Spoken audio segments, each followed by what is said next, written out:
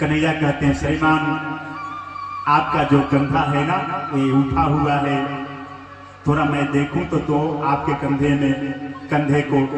और हमारे कन्हैया झट से सुदामा जी के कंधे से वह तंदुल का पोटली ले लेते हैं और खोलते हैं महाराज। और जब खोलते हैं तो उनकी आंखों में आंसू आ जाता है। एक कवि का भाव है कि उसमें एक पत्र है और पत्र में लिखा हुआ है, कन्हैया एक मास दुई पाख में दुई एकादशी होए, मेरे घर गोपाल जो नित्य एकादशी होए। हे कन्हैया एक महीना में 2 पक्ष होता है, शुक्ल पक्ष और कृष्ण पक्ष, 2 एकादशी होता है। 2 एकादशी व्रत करना चाहिए, लेकिन कन्हैया हमारे जीवन में इतना अभाव है कि हमारे यहाँ नित्य प्रतिदिन एकादशी का व्रत ही होता है। भगवान के आंखों में आंसू आ जाता है और भगवान कहते हैं, भाभी जी होनी सी सो हो गई, अब न ऐसी होए, तेरे घर भाभी जी नित्य द्वादशी होए। भाभी आप चिंता मत करो,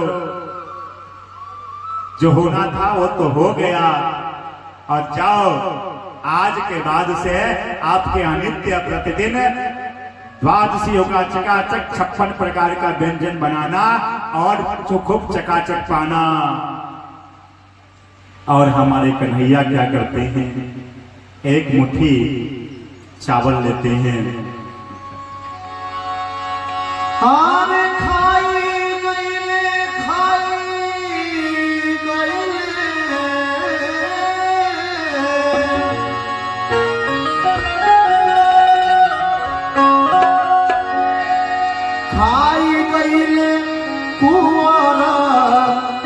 कन्हैया लेके चाउर के थालिया, खाई गईले कुंवारा कन्हैया लेके चाउर के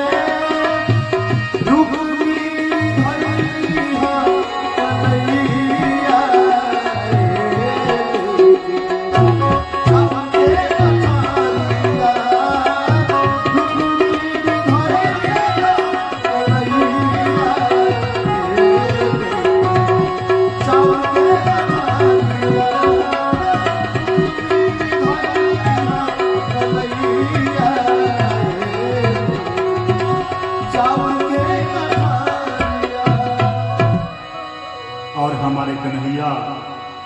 एक मुट्ठी चावल को उठाते हैं और मन ही मन संकल्प लेते हैं कि इस मृत्यु लोक पे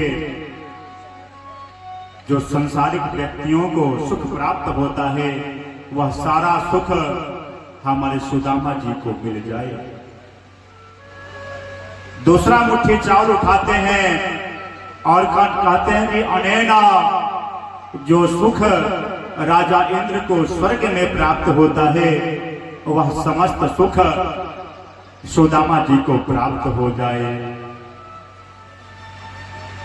तीसरा मुट्ठी उठाते हैं खाने के लिए और यह कहने जा रहे हैं कि अनेना, जो सुख बैकुंठ में हमें प्राप्त होता है वो सारा सुख सुदामा जी को मिल जाए। महाराज इतने कृपालु हैं। बोलने ही जा रहे थे, रुक्मिणी जी झट से हाथों को पकड़ लेती है और कहती है, प्रभु यह आप क्या कर रही हैं?